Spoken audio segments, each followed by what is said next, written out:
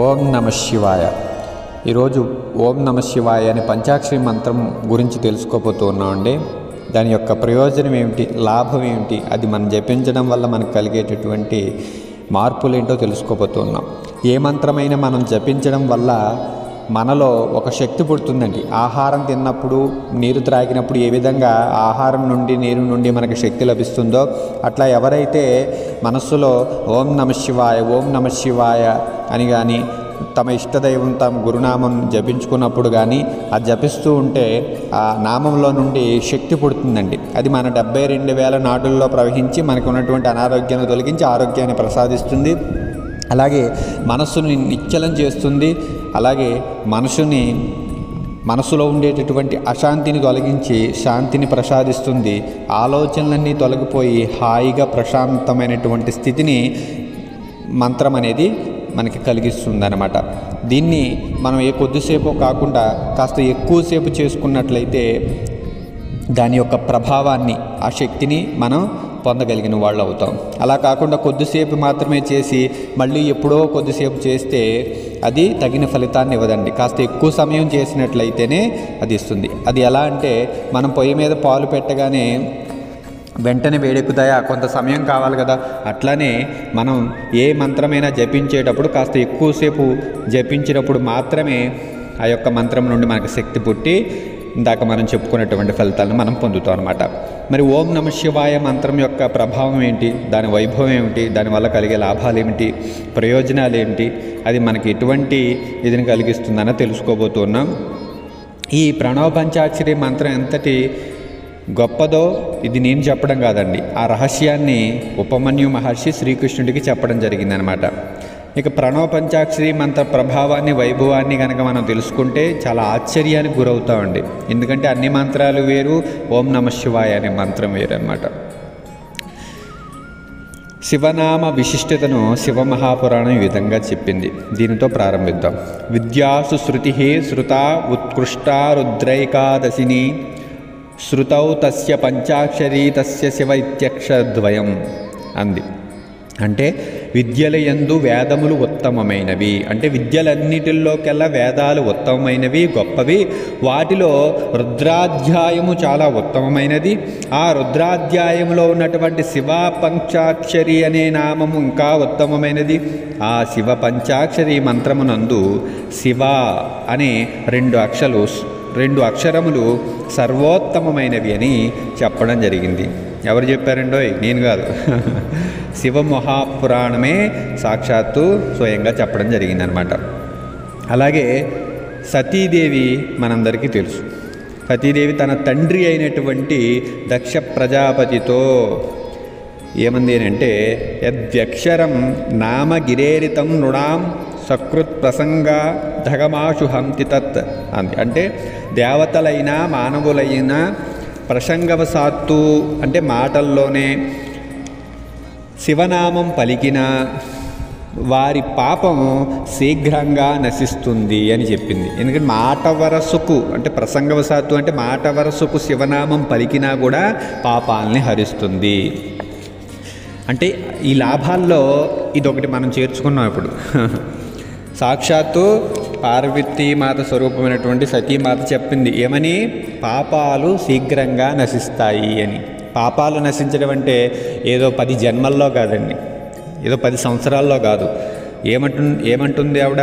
శీఘ్రంగా నశించును పాపం అన్నాడు. అంటే అత్యంత తొందరగా నశించిపోతాయి అన్నమాట. పాపాలు నశిస్తే ఏమిటండి లాభం అంటే, పాపం వల్ల మనకి కష్టాలు, బాధలు, సమస్యలు, ఇబ్బందులు, రోగాలు, మనస్పర్ధలు, గొడవలు, చికాకులు, అశాంతి, దుఃఖం, అసంతృప్తి ఇవన్నీ కలుగుతూ ఉంటాయి.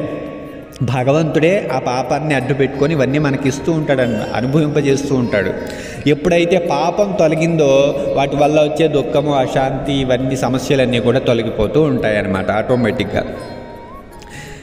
అలాగే ప్రణవ పంచాక్షరిని మనిషి ఎంతగా జపిస్తే అంత దివ్యత్వం పెరుగుతుంది అంటే మనలో పవిత్రత పెరుగుతుంది, పరిశుద్ధత పెరుగుతుంది అన్నమాట, మనశ్శాంతి పెరుగుతుంది. ఈ మంత్ర జపం వల్ల జీవుడు సాక్షాత్తు శివుడే అవుతున్నాడు. అంటే ఎవరైతే ఆ ఓం నమఃశివాయ అన్న మంత్రాన్ని జపిస్తూ ఉంటారో వాళ్ళు సాక్షాత్తు ఆ నామం ఎవరిదో ఆ శివుడిగా మారిపోతారట. జపించి జపించి శివుడిగా మారిపోవడం ఏంటంటే విచిత్రంగా అంటారేమో. ఎందుకు అని అంటే శివుడు ఎక్కడో లేడు, నీ లోపలే ఒక చైతన్యంగా ఉన్నాడు. మనం శివుడిగా ఎలా మారిపోతాము అంటే వాస్తవానికి మనము శివుని యొక్క అంశ, శివుని స్వరూపమే, మనము కూడా శివుని అవతారమే. కానీ శరీరంలో ఉన్న శివుని అంశులమైన మనకి, ఆ చైతన్యములైన మనకి అజ్ఞానము చేత మనమెవరో మనకు తెలియట్లేదు. మనం శివస్వరూపులమే, కానీ దేహమే నేను అని మనం అనుకుంటూ ఉన్నాం అనమాట. ఎప్పుడైతే మనం ఓం నమఃశివాయ ఓం నమఃశివాయ ఓం నమఃశివాయ అనుకుంటూ పెదాలు కదపకుండా మనస్సులోనే ఆ నామస్మరణ చేసుకోవడం చేత అలా జపిస్తూ జపిస్తూ జపిస్తూ కొంతకాలానికి మన మనస్సులో ఉండేటటువంటి మాలిన్యం తొలగి మన శరీరము అనేటువంటి భ్రాంతి తొలగిపోతుందట. నేను మనస్సుని అనేటువంటి భ్రాంతి తొలగిపోతుంది, భ్రమలు తొలగిపోతాయి. అంటే నేను దేహంలో ఉన్నటువంటి సాక్షాత్తు ఆ శివుడినే, ఆ చైతన్యమునే నేను, నిరాకారాన్ని నేను అన్నటువంటి జ్ఞానం కలుగుతుంది అని చెప్పడం జరిగిందనమాట. అయితే ఈ మంత్ర జపాన్ని ఎంత కాలం చెయ్యాలి, ఎంత సంఖ్య చేయాలి అంటే నువ్వు జపించేటటువంటి సంఖ్యను బట్టి ఎలాంటి ఫలాలు కలుగుతాయో ఉపమన్యు మహర్షి శ్రీకృష్ణుడికి ఈ విధంగా చెప్పాడండి. ఆ జ్ఞానాన్ని మనం తెలుసుకుందాం. పుసశ్చ పంచలక్షేన సర్వపాప క్షయో భవేత్.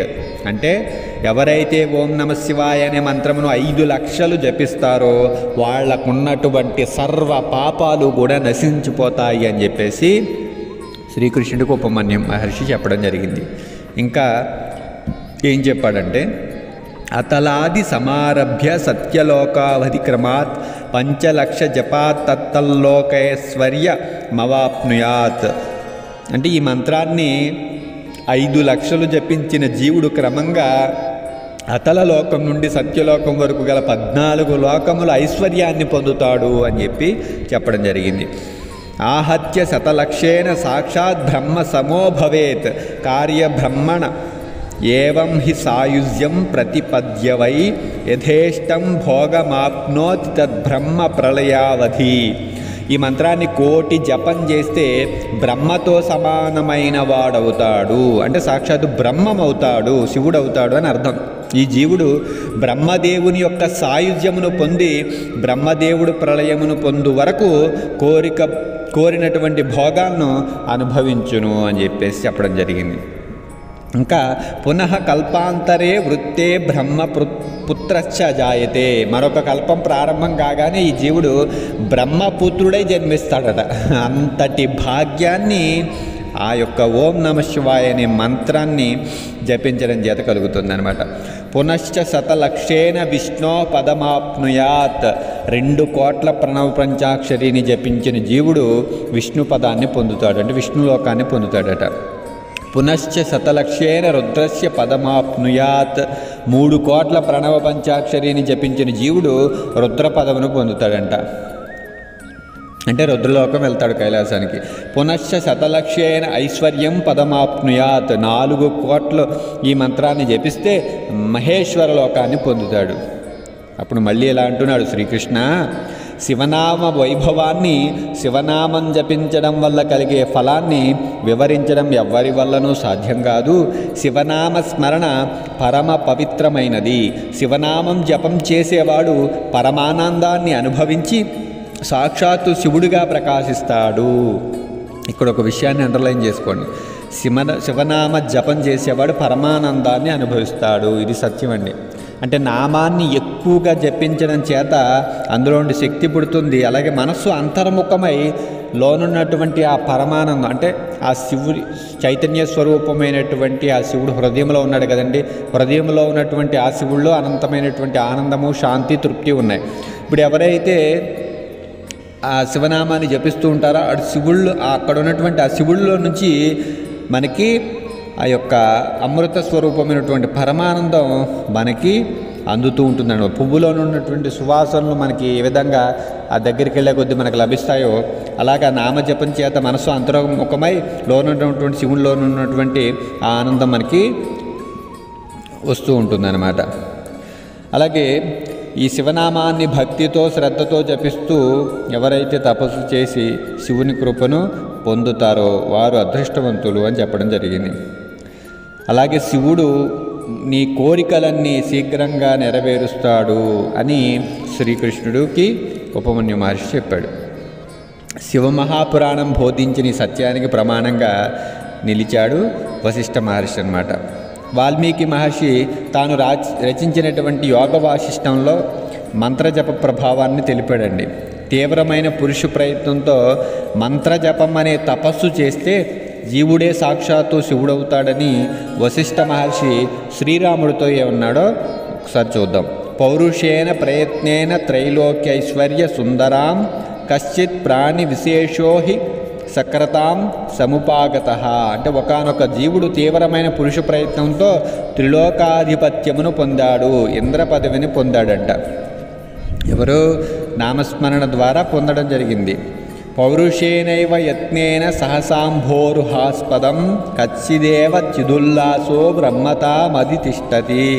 ఒకానొక జీవుడు తీవ్ర పురుష ప్రయత్నంతో పద్మాసమున ఆసీనుడై బ్రహ్మ అయినాడంట. సారేణ పురుషార్థేణ స్వేనైవ గరుడధ్వజ కశ్చిదేవ పుమానేవ పురుషోత్తమతాం గతః. ఒకనొక జీవుడు పురుష ప్రయత్న మహిమచే గరుడధ్వజుడకు విష్ణువు అయినాడు అని చెప్పడం జరిగింది. పౌరుషేనైవ యత్నేన లలనావలిక్తాకృతి శరీరీ కచ్చిదేవేహ గతచంద్రార్ధ చూడతాం. అంటే ఒకనొక జీవుడు తీవ్ర పురుష ప్రయత్నం చేత అర్ధనారీశ్వరుడు చంద్రశేఖరుడు అయిన రుద్రుడయ్యాడు అని చెప్పడం జరిగింది. అంటే శివ పంచాక్షరి మంత్ర జపము ఒక తపస్సులాగా, అంటే నిరంతరము జపించడం చేత బ్రహ్మ పదవిని పొందాడు, విష్ణు పదవిని పొందాడు, రుద్ర పదవిని పొందారు, ఆయా లోకాలను పొందారు అని చెప్పేసి చెప్పడం జరిగింది. కాబట్టి సనాతన కాలం నుండి, అత్యంత ప్రాచీన కాలం నుండి సర్వమానవులకు అక్షరాభ్యాసమును ప్రారంభించే ముందు ఓం నమః శివాయ సిద్ధం నమః అనే శివమంత్రాన్ని వ్రాయిస్తారండి. ఆనాటి నుండి ఈనాటి వరకు భారతీయులు ఇదే సంప్రదాయంగా కొనసాగుతూ ఉంది. అంతేగాని ఇక ఏ దైవనామముతో అక్షరాభ్యాసమును ప్రారంభించరండి. ఇదే శివనామం యొక్క మహాఘనత, గొప్పదనం. కాబట్టి అర్థమైంది అనుకుంటున్నాను ప్రణవ పంచాక్షరి మంత్ర మహిమేమిటో, మంత్ర వైభవం ఏమిటో. చేసుకున్న వాడికి చేసుకున్నంత మహదేవ అన్నట్లు ఎవరు ఎంతగా ఈ మంత్ర జపాన్ని జపిస్తారో అంతగా వారు ఉద్ధరింపబడతారు, ఆ ఫలితాలను పొందుతారు.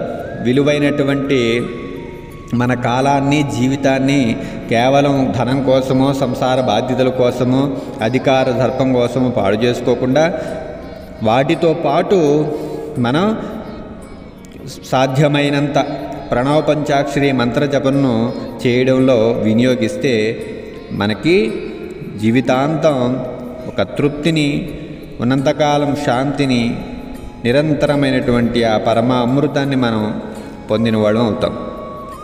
కాబట్టి ఈ విషయాన్ని అర్థం చేసుకొని ఆచరించండి. శివానుగ్రహంతో కైవల్యాన్ని సాధించండి. ఓం నమః శివాయ, ఓం నమః శివాయ, ఓం నమః శివాయ.